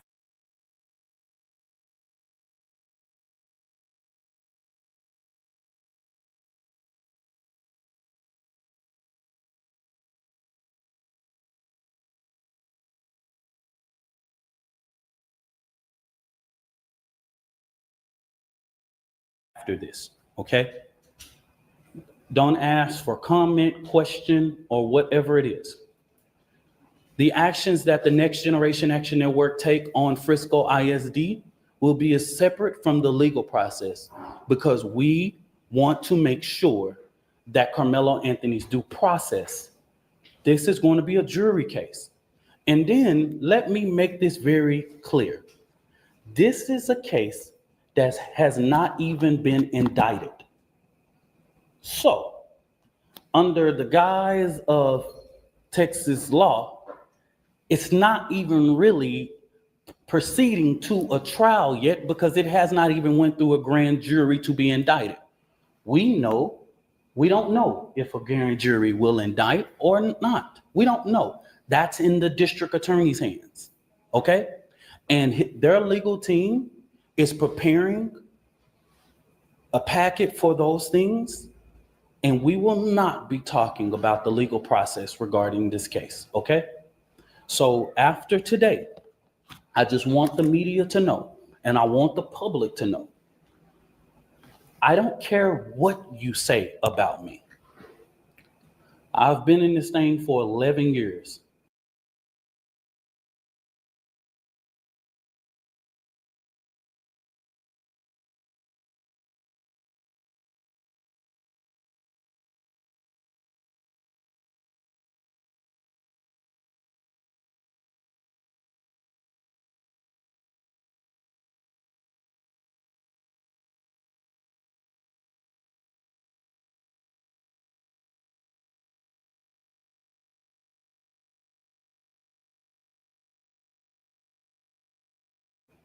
I am tried, tested, and proven. I'm gonna just say, I'm from Oak Cliff. Worser things have been said about me, baby. You ain't gotta inbox me, you ain't gotta tell me. I am the first person to tell my testimony. I don't have to prove anything to nobody. I am a proven testimony standing here that God, even when you make mistakes, God is not finished with your story. I'm gonna bring this mother, Kayla Hayes, and it has taken her a lot of strength, y'all, to come and do this today.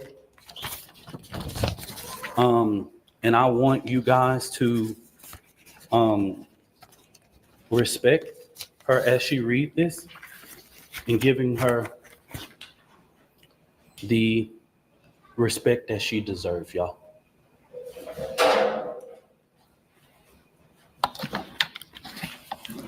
Good afternoon. My name is Kayla Hayes. I am the mother of Karmelo Anthony. 3 years ago, my family moved to North Texas searching for a better life. Like so many other families, we wanted to give our children the future we did not have. My husband worked hard every single day to provide for us, to make sure we're in the best financial position possible. As a stay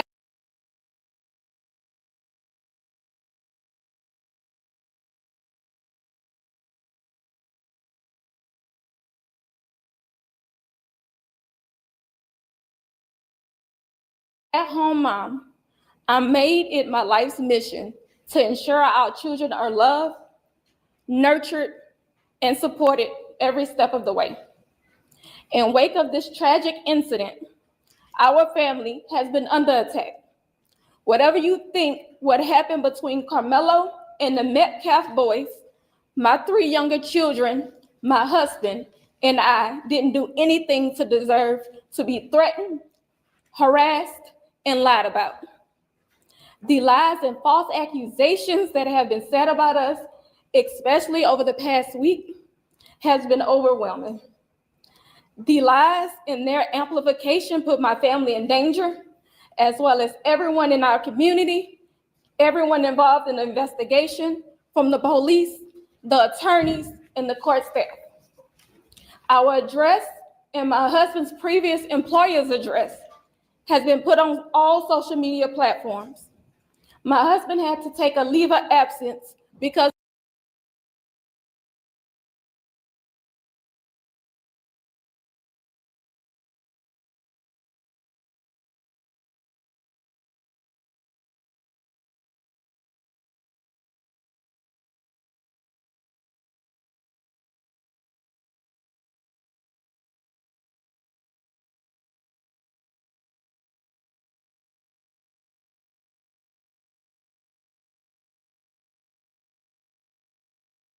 because he's afraid what may happen to our family.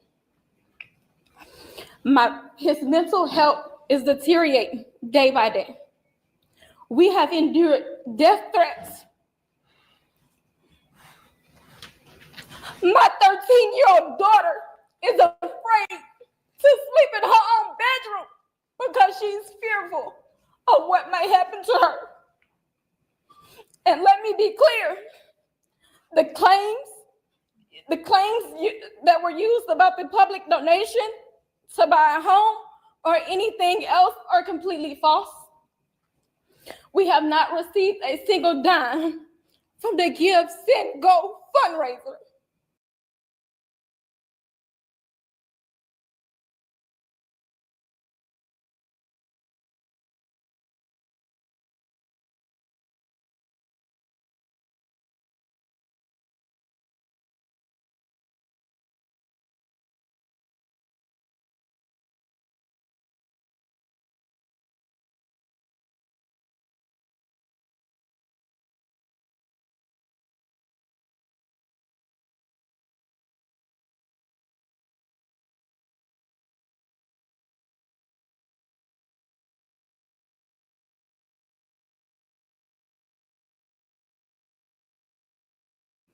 And the co-founder has stated that clearly.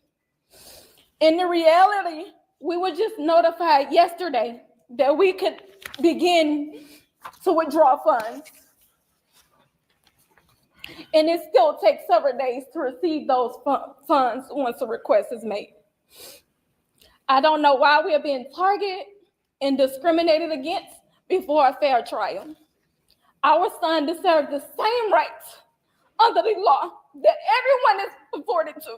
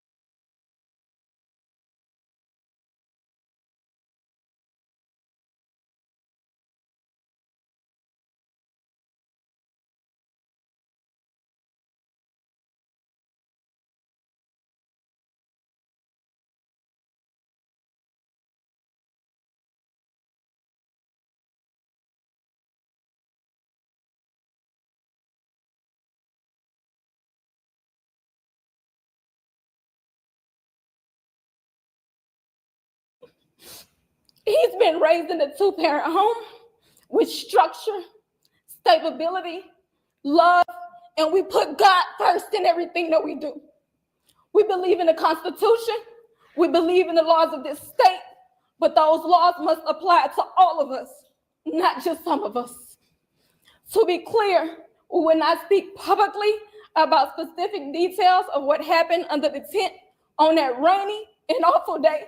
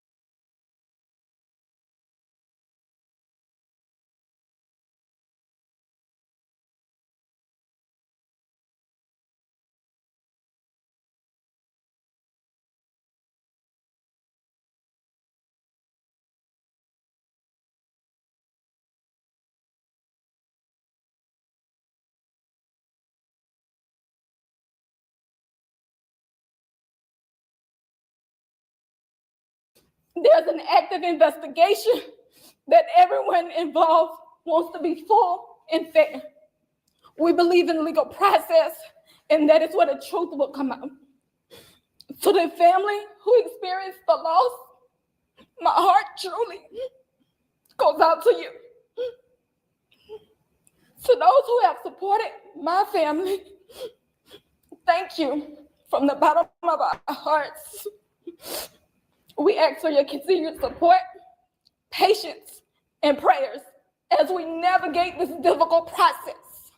Thank you. Y'all, I'm going to show something up of a post. You come for me, I come for you. Sarah Fields. Never heard of this woman. This is the kind of despicable things that led to the father being here. Political.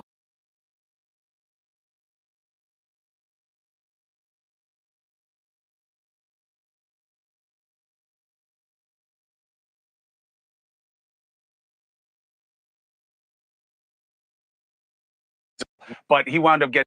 All right. So Anthony was being held on $1 million bond, which was crazy. Today they reduced it to 250 grand, which is, still sizable, but he wound up getting out. All right. So Mark, first of all, the idea of race, I mean, you lived it with Zimmerman in a big way. There's so many people who believe that that's why Zimmerman wound up beating that case. But what do you see here? What are your questions? What will matter?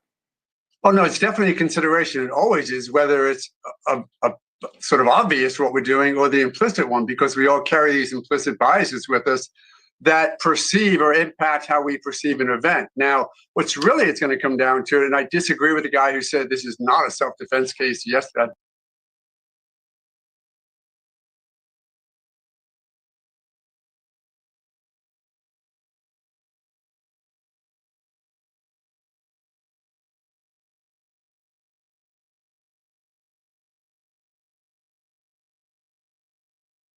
he said it.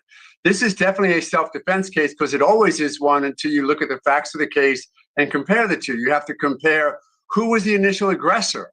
Was it an aggressive act for him to go up and say, get away from the tent? Did he do more than that? My understanding was maybe he touched him and put hands on him. Granted, that makes the decedent in this case maybe the initial aggressor. But you really still then have to look at whether or not Karmelo Anthony responded with appropriate force. He used a deadly weapon, and whether or not he was in imminent fear of great bodily injury. That's the standard.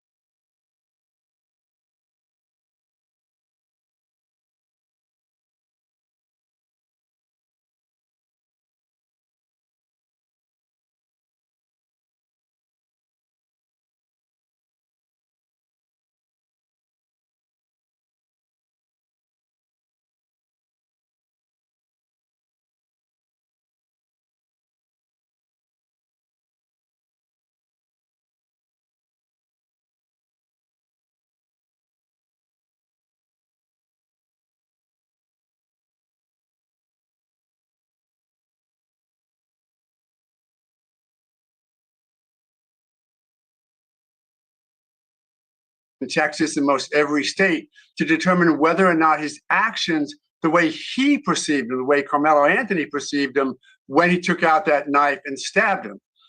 The good part is if the decedent was the aggressor initially. The bad part for Karmelo, if in fact it's true that he sort of said, touch me and you'll see, because that's that aggression, that's that predisposition towards violence that doesn't have a place in a true self-defense case. What's the most important question for you in this, Mark? And then I want the same from you, Professor, if you have one.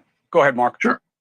Who truly was the initial aggressor? How did this unfold such that if in fact he had a reason to believe great bodily injury was imminent, was it reasonable? Was he pushed? Was he shoved? Was he hit? Because don't forget, it's the moment, but you are allowed to respond to great deadly force with your own great deadly force, or at least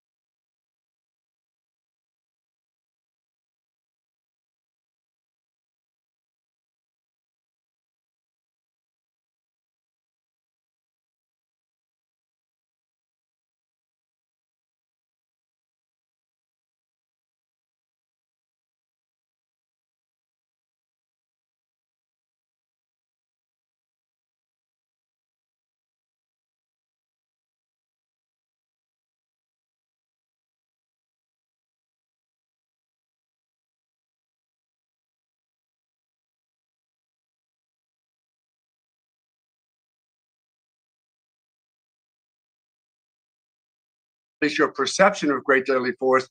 So it's really going to be fact-based. I do think that race, it's going to be played out on social media. It also is going to be played out in a courtroom if you ever get there, because in today's day and age, I would argue that someone like Karmelo Anthony now has a heightened concern over the past few years and the way we sort of degraded some of the progress we may have thought we made over the past decade, as far as how we're treating young black males in the system, such that maybe he would have felt more preyed upon than he otherwise would. Interesting, you're right. We're going to be talking about this for a long time. Professor, what do you got? Hello? Oh, I'm Professor? sorry. Yeah, Professor. This is all about who the jury is. This will all be determined by the jury. If the racial factors were reversed, if a white man had killed an unarmed black man, everybody would be on the reverse side of this. We live in a society where everything is judged by race. You know, the Bible says to judges and prosecutors, don't recognize people, just do abstract justice.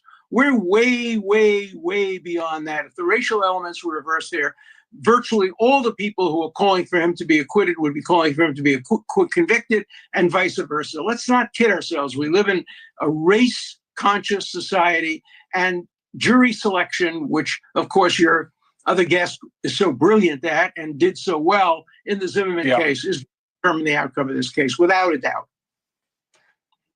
For me, it's as simple as, how do they feel about this proposition? Bringing a knife to a fist fight. Right. Mark O'Mara, we'll see what happens. Alan Dershowitz, thank you very much. Hey, thanks for watching. Go to joinnn.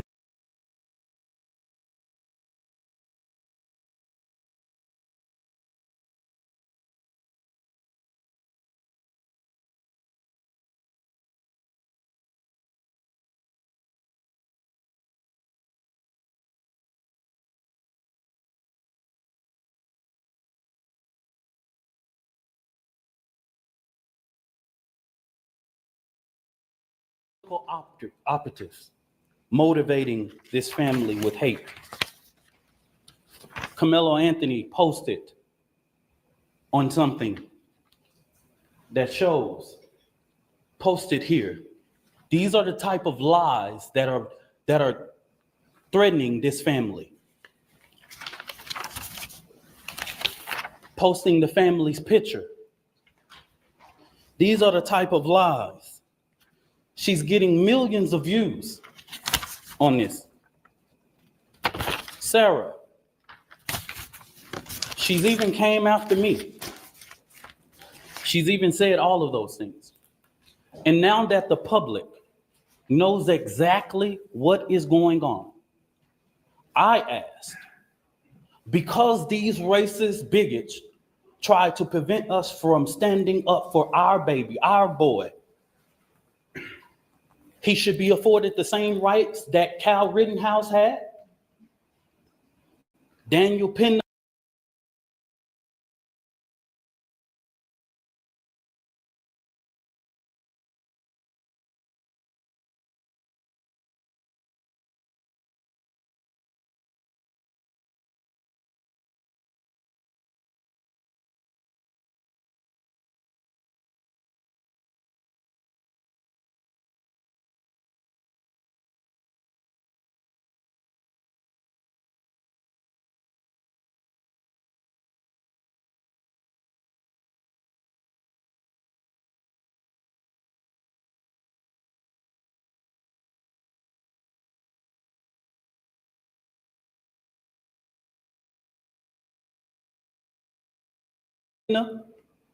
And all of the people who have claimed whatever their defense was, he should be afforded the same right. Nobody in the public media has one video camera, but we got the video of Cal Rittenhouse with an AK-47 shooting 3 people in the back. We got that. And he raised more than $2 million publicly, and nobody said anything. So since they tried to come for us, I call for the community's overwhelming support for this fund. The disinformation that was put out was literally deliberate to prevent you from helping this family. And I want you to give overwhelming support to show them the community united can never be divided. And